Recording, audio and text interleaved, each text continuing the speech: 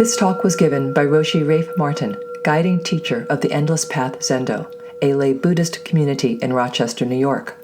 Join our practice, in person or online, at endlesspathzendo.org. With the third of our Te-Shan teishos, we complete the hero and heroine's journey in a nutshell. We find that life itself can be the great pilgrimage. Not simply, as I said, a journey from youth through aging and inevitable enfeeblement to death, but from ignorance and self-centeredness to wisdom and compassion. The choice is ours, but as all the myths of the world make clear, such maturing will take effort, perseverance, and time. Yamada Roshi used to recommend that serious practitioners should take care of their health. Why? Because he said to fully mature is going to take time, a long time. So stay healthy so that you continue making use of the great mystery of this life to mature as fully as possible. Do your best to stick around and keep practicing. Now, let's see how Te-Shan did with this challenge, sticking around and continuing to mature. So, this is the third and final case in our trilogy of koans on the life pilgrimage of Master Te-Shan, as he moves from aggressive, and he really was a fiery hothead, Dharma personality to a refined and subtle sage. When we put these koans in chronological sequence, and they are decidedly not in sequence in our koan curriculum, as you'll see, the three Te-Shan koans form a clear picture of the hero-heroine's journey, which is so central to Zen. So in the koan curriculum, this third and final incident of Te-Shan, which we're about to explore, carrying his lunch bowls, essentially, actually comes first. So the final thing, chronologically, is what we come to first in the koan curriculum. It's case 13 in the gateless barrier. And the second incident of carrying his bundle, which we did last week, skips the gateless barrier entirely and does not show up until we're in the Blue Cliff record. And the very first incident of his carrying his backpack and Lungtan blowing out his candle appears earlier in the gateless barrier before this first incident. Appears later in the gateless barrier than this final incident of carrying his bowls. So in actual practice, we encounter these koans in a jumbled order, not a sequential one.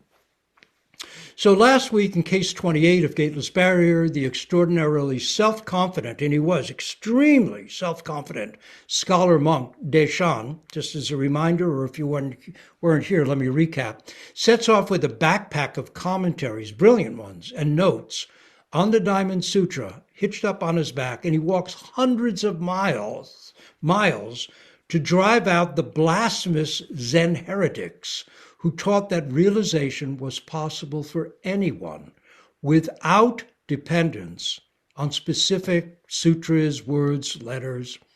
He was brought to a halt by an old tea-selling woman who actually knew the Diamond Sutra not conceptually, but intimately. And she questioned him. Past mind cannot be grasped. That's what the Diamond Sutra says. Present mind cannot be grasped. Future mind cannot be grasped. So, with which mind, O venerable sir, do you plan to eat your mind-refreshing tea cakes? He had sat down to order tea and mind refreshers, which are what tea cakes were called at the time. This question rendered all his brilliant notes and commentaries useless. What was he going to do? Look up the answer in a book? She sent him, because he asked, is there a Zen master around here? She sent him to Master Lungtan, who lived only about half a mile away. And Lungtan kindly completed this initial damage, blowing out the last of Te-Shan's spark. In an instant of total darkness, Te-Shan found real light. Then, hot-headed as ever, totally unchanged in character, he then consigned all his cherished writings to the flames He burned them, exclaiming that compared to actual realization, I think it's deep realization of mind, the greatest learning and deepest conceptual knowledge in the world was actually no more than like a drop of water tossed into a vast ravine. Then, supremely confident as ever, he marched off to challenge the great teachers of his time. And so he arrives at Te-Shan's temple, which was the second teisho on Te-Shan. Te-Shan in Japanese would have been Isan. So the story of what unfolds there is our second koan when the series is organized chronologically, and that is number 4, case 4 in the Blue Cliff record. In it, while no longer hefting that heavy backpack of learned writings, Te-Shan now carries his monk's ritual bundle, which also gets, metaphorically at least, tossed into that great, vast, empty ravine. As Te-Shan once more heads off for the high and lonely peak, which Te-Shan predicts he will end up sitting on all alone to laugh at Buddhas and abuse patriarchs.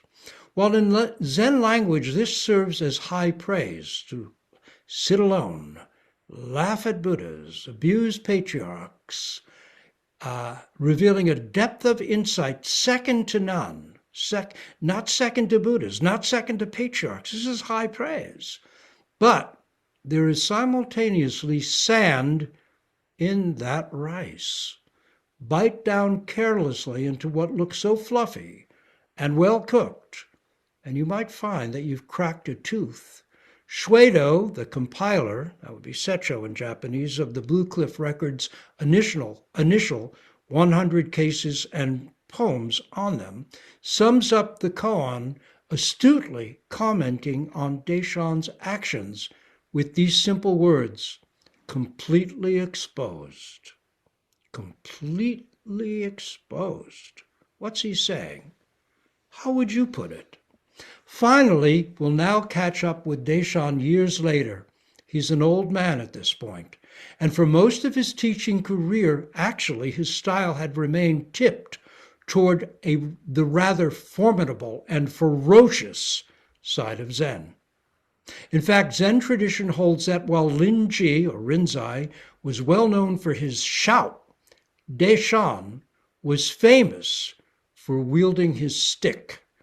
His practice was to hit all comers, aiming to bring their minds to a point and wipe away all self-oriented clinging. Te-Shan's rod and Rinji's shout was an adage of the Zen world at that time. Te-Shan hardly took the time for either first words or last words, which is something the koan is going to go into, the last word of Zen. A well-known saying of his was, if you speak rightly, I will give you 30 blows. If you speak wrongly, I will give you 30 blows. Yet in this final koan, as you'll see in a moment, he seems to have transcended that and gone beyond even himself. He's not simply old. He's seasoned and subtle as a fine wine, settled both in realization and in his role as teacher. When you look back at his earlier actions, it is quite a transformation. This guy, who in our first koan in this series was described as having teeth like fangs and a mouth like a blood bowl. That is, he was someone spoiling always for a fight, ready to draw blood and rip things to shreds, now teaches quietly, without even needing to say a word. In this final koan, he's not carrying a backpack, and he's not carrying his ritual bundle. He simply shuffles towards the dining hall, carrying his lunch bowls, ready for the midday meal. Let's see what happens. So here is Gateless Barrier, case 13. Te-Shan carries his bowls, which is, as I said, oddly, not the first, which is oddly the first koan we encounter in our curriculum, even though it's the last in the series on Te-Shan. So here's the case. One day, Te-Shan came into the dining room carrying his bowls. Shui Feng, that would be Seppo, who was a student of his. Shui Feng, Seppo in Japanese, asked him, "Where are you going with your bowls? The bell has not rung, and the drum has not been struck." Te-Shan turned around and went back to his room. Shui Feng told this to Yendo, in Japanese that would be Gonto, who remarked, "Great as he is, Te-Shan has not yet grasped the last word." Hearing about this, Te-Shan sent for Yento and asked, "Don't you approve of me?" Yento whispered his reply to him. Te-Shan said nothing further. The next day, when Te-Shan took the high seat before the assembly, his presentation was very different from usual. Yento came to the front of the hall, clapping his hands and laughing loudly, saying, "How wonderful! Our old boss has got hold of the last word. From now on, no one under heaven can outdo him." Wumen's commentary. As for the last word, neither Yento nor Te-Shan has ever dreamed of it. When you examine them closely, you find they are just like puppets on a stage. Woman's verse. When you realize the first word, you understand the last word. The first word or the last word, it is not a word. Notes Te-Shan, his dates are 782 to 865. In Japanese, he would be Toksan. Shui Feng, his dates are 822 to 908. In Japanese, he would be Seppo. And he was Tenzo, head cook of the monastery at the time of this incident. And Yento, Japanese Gonto, his dates are 828 to 887. You see, he didn't live very long, and we'll get into that. Now, this is a rich and subtle koan, presenting the refined genius of an advanced practitioner and teacher working together for the sake of the community. In short, here is the wisdom of Sangha in action, in which our power lies not in isolation, but in working on ourselves by practicing together. "I take refuge in Sangha" is the third of the three treasures of classical Buddhism. Te-Shan seems to have come down from his isolated and lonely peak after all. Shui Feng, Seppo, though older than Yento, was not yet deeply realized. However, he persisted and later on became highly regarded as the archetypal person of effort. The dedicated practitioner who keeps going, falling down, getting back up again, and never giving up. Persisting was his path, and by keeping at it, he went on to become an important teacher with many noted and creative Dharma heirs. But in this case, he's about 40 years old, and while he has had some openings, his Dharma eye is still rather self-centered and hazy. Yento, Gonto, while younger than Shui Feng, was actually his mentor, known later by Zen tradition as the archetypal person of talent or genius. Here we can see something of why. Without any self-conscious effort, he makes instant and brilliantly intuitive use of what life offered to turn the Dharma wheel. Fast off the mark, he was typically way ahead of the others. It was he who helped bring Shui Feng to full realization later on, as we'll see. The irony is that brilliant as he was murdered while still rather young, no more than 60, run through by bandits, and so actually left no Dharma heirs.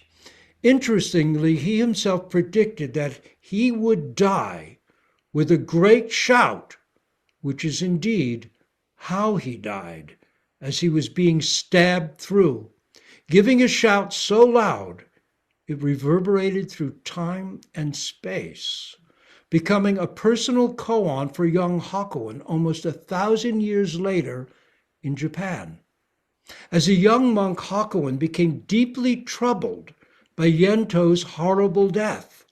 How, he wondered, could such a deeply enlightened man be killed like that? And how could he, with his last breath, simply give a great shout? What good was enlightenment if such an awful thing could happen to someone who was deeply enlightened? That murder and that shout drove Hakuin into deep questioning. When he got to the bottom of it in the first of many deepening enlightenment experiences, he himself spontaneously cried out, "Yento is alive and well." In looking at this koan, we have to first get Te-Shan. What is he up to? What's your understanding? And how would you demonstrate your understanding of Te-Shan? Challenged by Shui Feng, he simply turns around and, still carrying his bowls, walks back to his quarters. He says nothing. This seems almost completely out of character for him. Is he now just too old and worn out to even bother? Maybe he should have retired from active teaching at this point. Did the monks start saying, "Man, he's old, let's get someone younger to guide us"? Is this perhaps what Shui Feng thinks? What was going on when he told his pal and mentor, Yento, about this exchange or interchange with their old teacher? How do you think Shui Feng spoke about it? What was his attitude? And how about Yento? What was he doing? How would you present your understanding of him? Was he sad to hear of this? Was he shocked? Did he commiserate with Shui Feng or what?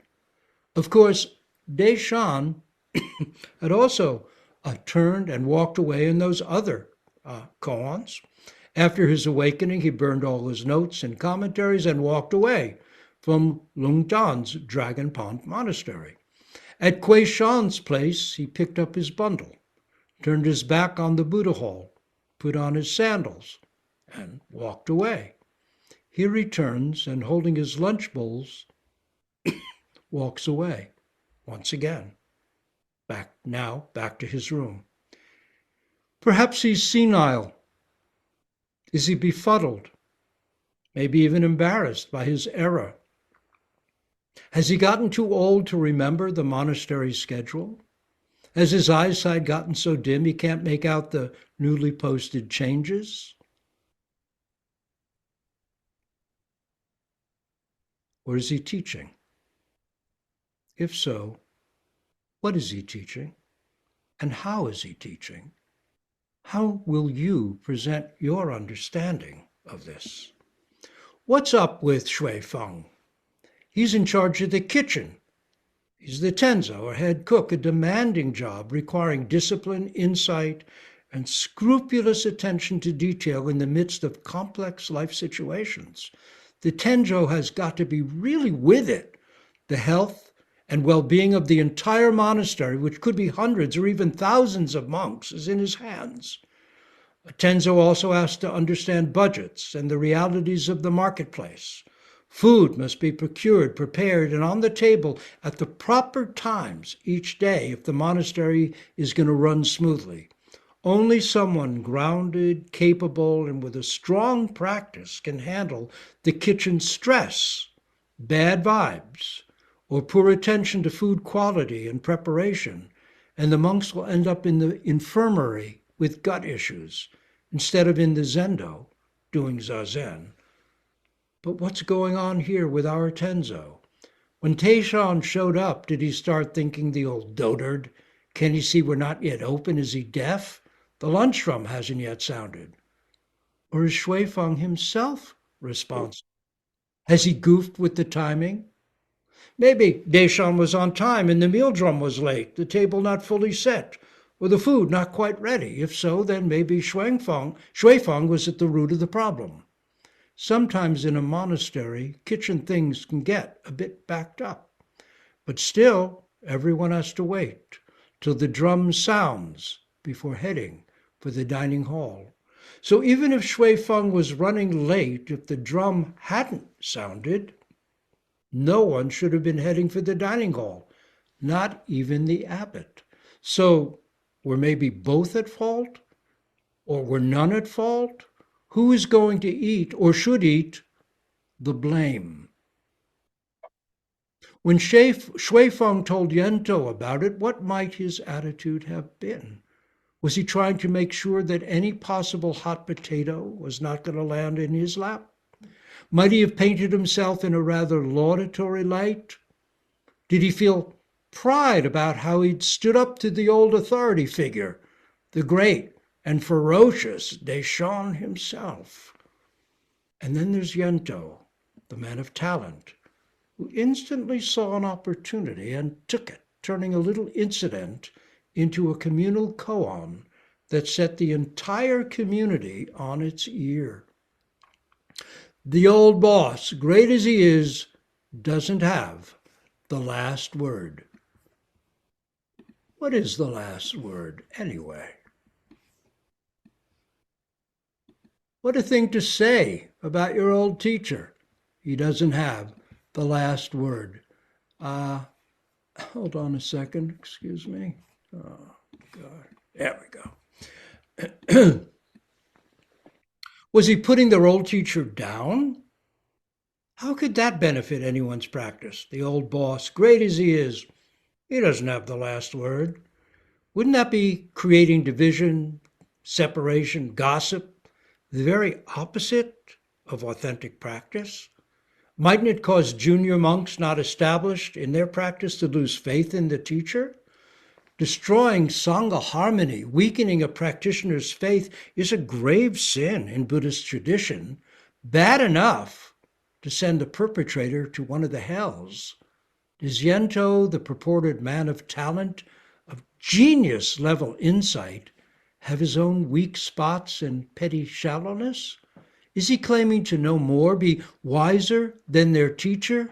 Is he, not Te-Shan, the holder of the last word? And then what does Yento whisper to Te-Shan later on when he's called to the old teacher's quarters and asked to explain himself? Gossip spreads, even in monasteries, where people practicing in close quarters are likely to know one another and what's going on pretty well. And what about Te-Shan saying nothing in response to that whisper? Is he too emotionally hurt to say anything? Is he saddened or stunned by this turn of events? Does he want to give it all up? Might he be angry? Has he been motivated to mend his flagging ways, get back on track, and prove to himself and to the community that he still has it? Or that maybe he can at last have what has so far eluded him, that much vaunted last word of Zen? What's going on? And how shall we grasp the truth of this last word? What is it? How can we ourselves know it and show it? Isn't this what all the monks at the monastery must be wondering at this point? The last word of Zen. What is it? Does our teacher not have it? Does anyone have it? What can it be? How can I get it? A communal-wide koan has taken hold. Was this Yento's purpose? Finally, how was Te-Shan's teisho different the next day? Does he now really and at last have the last word? Did he not have it all along? Did he have it all along?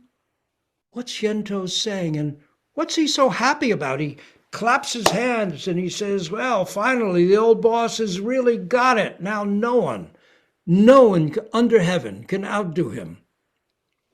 So what did Te-Shan do in that teisho that was so different? And what did the monks think about it? How did it affect them? What did Shui Feng think? And how will you present your understanding of it? What is the last word?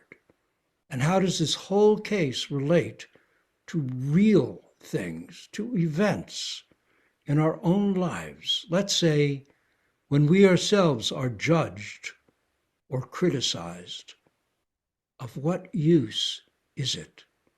And of what use is the last word? This is a subtle and challenging koan. Yento, the advanced student, and Te-Shan, the seasoned old teacher, make brilliant use of their ordinary life to reveal the Dharma. And yet, though together they do turn the Dharma wheel, Shui Feng does not come to realization. Neither do any of the monks. Was this then just so much effort in vain?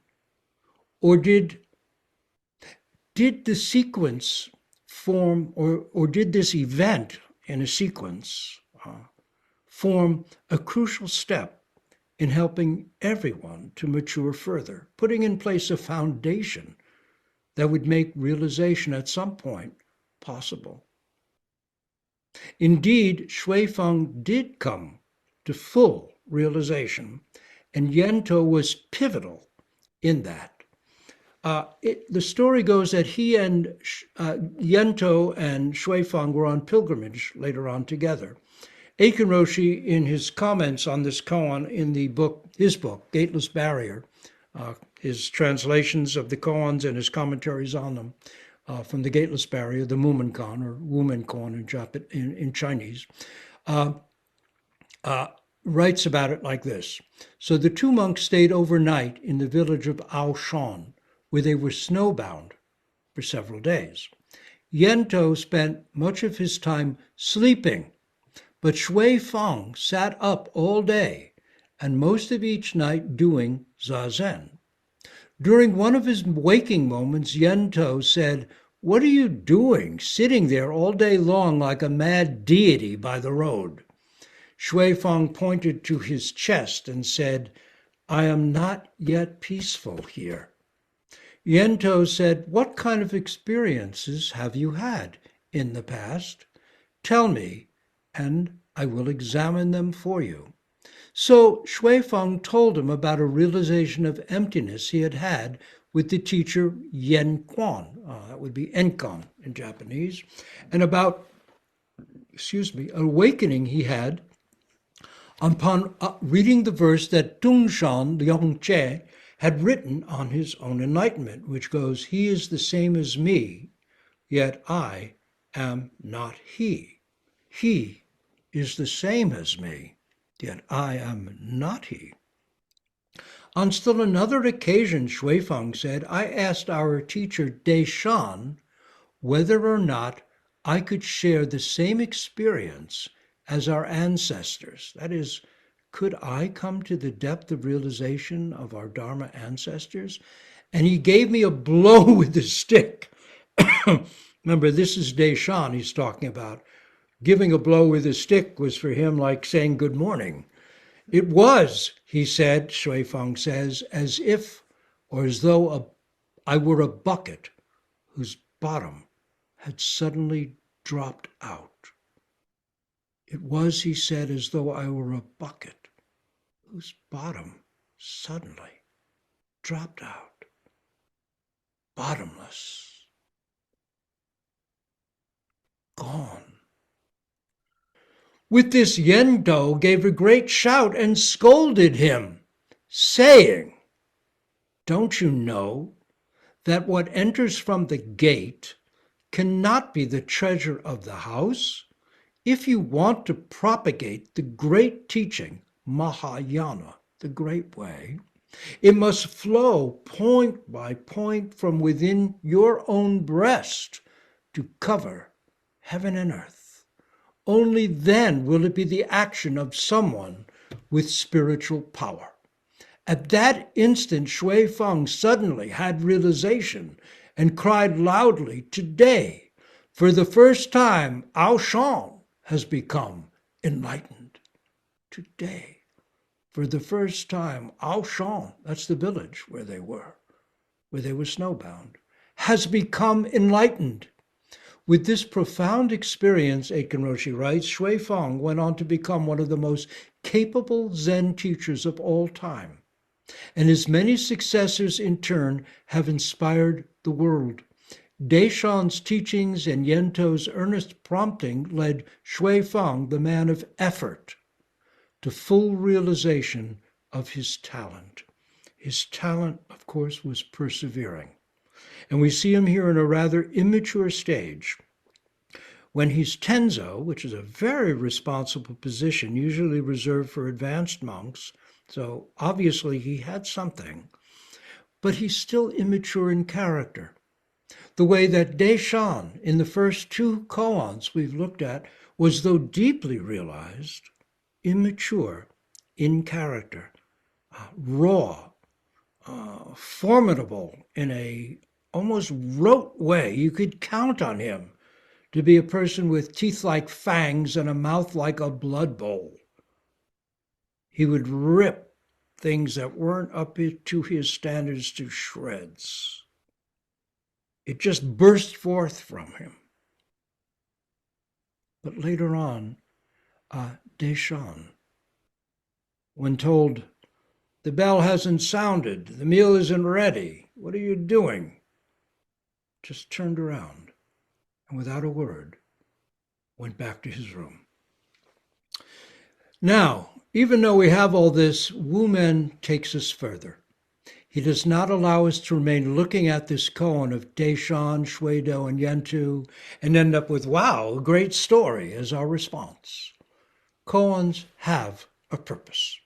Their purpose, if we can say such a thing, is to help us awake to the essence of the wisdom and compassion that are our own actual, true nature, the nature that is already ours by birthright, yet which so often lies hidden beneath layers of self-oriented, habitual, repetitive, unconscious thinking of past and future, self and other, good and evil. Zen really begins with the Buddha's own great enlightenment and is stunned. Spontaneous exclamation, wonder of wonders, all beings are Buddhas, fully endowed with wisdom and virtue. Only their unconscious habit of self-oriented thinking prevents their realization of this. Wu Men's skillful commentary turns us around and puts us back in our own practice, as you'll see. For the work of Te-Shan, Yento, and Shui Feng didn't end 1,000 years ago. This case, established by their efforts and the efforts of Master Wu Men, becomes our work right now.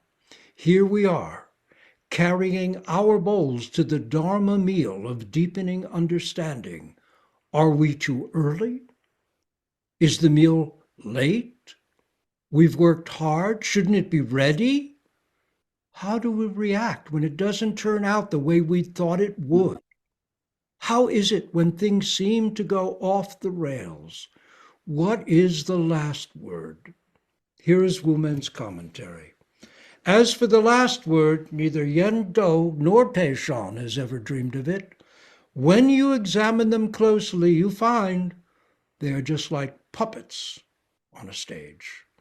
Wu Men here again, for he says this often, throughout the Gateless Barrier, that the whole thing is a farce after all. What we've been entertained with here are not even real actors, nothing of quality, only a rather meager traveling Punch and Judy show. The joke is on us. How about that last word? How funny is it? If you want a good meal, why not chew on that? And when you're done, here's dessert. Wu Men's verse, urging us to really get that last word. Let it be simple and direct, without theory or philosophy, nothing but the bare fact which no disagreement can even mar. Here's the verse. When you realize the first word, you understand the last word. The first word or the last word, it, is not a word. When you realize the first word, you understand the last word. The first word, or the last word, it, is not a word. In conclusion, here's a quote by my old friend and Dharma brother, Zen teacher Ken Margaridge, from his book, Dogs, Trees, Beards, and Other Wonders, Meditations on the 48 Cases of the Wumen Kuang. Ken writes, "Words are tricky things. Those of us who make our living with words, and that's most of us these days, are very prone to start taking them too seriously. When we hear a portentous phrase like first word or last word, we are likely to go running off in the wrong direction, looking for something special. The Gospel of John begins, in the beginning was the Word, and the Word was with God, and the Word was God." Nanquan, or Nanchuan, explains, "Give me a word of Zen, or I'll kill the cat." Or Nanchuan exclaims, "Give me a word of Zen, or I'll kill the cat." There are words, and then there are words. Mu is a word. But is that all it is? It is ironic that the teachers of Zen, the sect that claims transmission outside of words and concepts, are such prolific writers. Zen teachers are always looking for the turning word, the word that sets us free. Is that the last word? Is there a first word to realize? A last word? Are they the same? Are they different? It is not a word. What is it? Not to worry. These things will become clear in their season. Just go on practicing. Just move. Just one. Just this breath. Just this sitting. Never mind words, first or last. Never mind those two puppets and their dream within a dream. That's it. The full meal, all the courses. Te-Shan has journeyed, and we with him, from self-confident hothead to refined and subtle teacher. This is what ongoing Zen practice offers each of us. Wherever we start, there is a road to deeper and fuller understanding and greater maturity that is open to us and that we each have the potential to take. It begins with this count, this breath, this mu, this hu, this koan. Te-Shan took this road, one that was rather dramatic and lengthy in his case, and ours may be as long. With luck and good karma, it will, though given our personalities, it may be quieter, less intense, and perhaps more subtle from the start. We are lay folks with jobs and families. Our vows are expressed in these very things of which our lives are made. Small shifts, an increased ability to recognize and take responsibility for how we act and react to the events of our life and world, shifts so slight they may be hardly noticed, are what we have to build on. And yet, when all is said and done, we may find, looking back, that because of our ongoing efforts in practice, that our journey has become both intimate and profound, and we are indeed eternally grateful. We've eaten it all up now, and our bowl is empty, as it has always truly been, and not from any lack. Bows to our teachers, old and young, to skilled cooks, attentive waiters, those coming early, those coming late, as well as to those perennially puzzled by when to show up or what's even on the menu. All best to all. We'll stop here and svaha and recite our great vows for all.